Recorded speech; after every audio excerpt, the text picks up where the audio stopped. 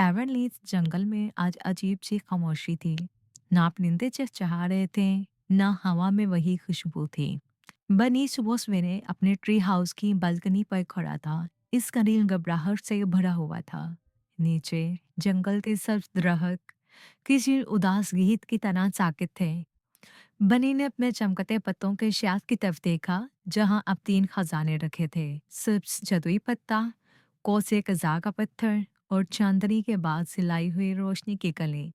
लेकिन आज इन तीनों की रोशनी मदम थी। बनी ने आहिस्ता से कहा, लगता है जंगल का जादू कमजोर पड़ रहा है। दूसरी तरफ वो अपने फ्लोट वाले घर के दरवाजे पर खड़ा था। इसके घर के इर्द गिर्द आम दिनों में हंसी खुशी होती थी, मगर आज हवा में एक भारी भारी सी सरसराहट थी, जैसे कोई सरगोशी कर रहा हो। बू ने अपने कान ताने, वापस जाओ, ये तुम्हारा रास्ता नहीं। बू ने घबरा कर इधर उधर देखा, मगर कोई ना था। वो फौरन बनी के पास दौड़ा। यहाँ भी अपने शहद वाले हाउस से घबरा कर बाहर निकले। शहद के छत्ते की दीवारों पर भी वही सरगोशियां गूंज रही थी। रोशनी बुझने वाली है। बी ने फौरन अपने परों से चमकती रोशनी फैलाई, मगर कुछ लम्हों बाद वो भी मदहम हो गई। ये कोई जादुई खराबी है और हमें फौरन पता लगाना होगा। वो सीधी बनी और बुल की तरफ उड़ी। बनी, बू और बी ट्री हाउस के नीचे जमा हुए। फिजा में अजीब सी घुटन थी। दरख्तों के पत्तों में सरगोशियां गूंज रही थीं। बनी ने गहरा सांस लिया। मुझे लगता है ये सरगोशियों वाला जंगल है, वही जगह जिसके बारे में बुजुर्ग फरगोश कहानियां सुनाते थे। कहा जाता है कि वहाँ अंधेरे की एक रूह कैद है जो रोशनी की आवाज को निगल लेती है। बू ने खौफजदा लहजे में कहा, अगर ये सच है तो हमें वहां नहीं जाना चाहिए। बी ने बहादुरी से जवाब दिया, अगर हम नहीं गए तो पूरा जंगल अंधेरे में डूब जाएगा। तीनों ने एक दूसरे की तरफ देखा और सर हिला दिया। सफर शुरू हो गया।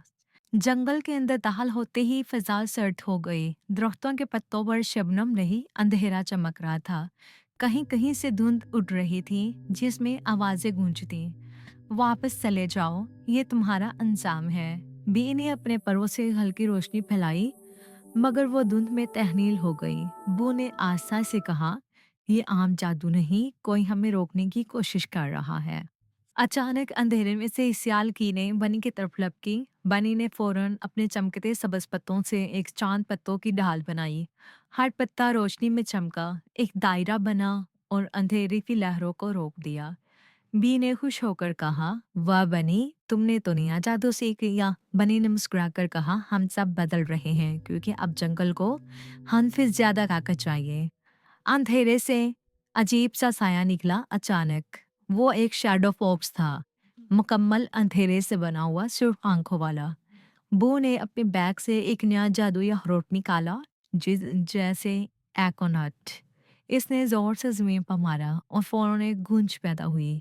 वो गूंज दरख्तों से टकरा कर वापस गई और शैडो फॉक्स को घेर लिया। शैडो फॉक्स चीखा और धुंध में गायब हो गया। बी ने हैरत से कहा, बू, ये कब सीखा तुमने? बू ने हंसते हुए कहा, जब तुम दोनों सो रहे थे मैं एकोनट की मशक कर रहा था। अब धुंध और गहरी हो गई। एक काला गर्द अब आसमान में ऊपर रहा था। बी ने फजा में उड़ते हुए अपने परों से एक रोशनी का जाल बुना। हर धागा शहद की चमक जैसा था और जैसे ही इसने एक घुमकदार दायरा बनाया, अंधेरा थम गया। लेकिन इसी लम्हे जमीन हिली। धुंध से एक शैडो स्पीड उभरी, वही अंधेरे की रूह जो रोशनी निगलती थी। इसने गरजदार आवाज में कहा, तुमने मेरा सुकून तोड़ दिया है। बनी ने अपने चांद पत्तों की ढाल उठाई। बू ने एकोनट तैयार किया और बी ने रोशनी के जाल को वसी किया। तीनों ने मिलकर अंधेरे के रूप पर हमला कर दिया। ढाल ने इसकी लपटों को रोका, एकोनट ने इसकी आवाजों को उल्टा दिया और रोशनी के जाल ने इसे कैद कर लिया। अंधेरा तड़पता रहा, फिर धीरे धीरे तहनील हो गया और जंगल में दोबारा रोशनी फैल गई। दरख्तों ने सरगोशियां बंद कर दी। फूलों ने अपनी चमक वापस पाई। परिंदे फिर से गाने लगे। बनी ने आसमान की तरफ देखा और मुस्कुराकर कहा, जंगल की रूह अब आजाद है, लेकिन अमन तभी रहेगा जब हम मुत्तहिद रहेंगे। बी ने परों को खुशी से पड़पड़ाया, हमारा हर नया जादू दोस्ती की ताकत से पैदा होता है। बू ने कहा, और अब हमें आराम भी चाहिए। अगले रात पता नहीं कौन सा जादू हमारा इंतजार कर रहा हो। तीनों दोस्त हंसने लगे। चांदनी फिर से इनके ट्री हाउस पर बिखर गई।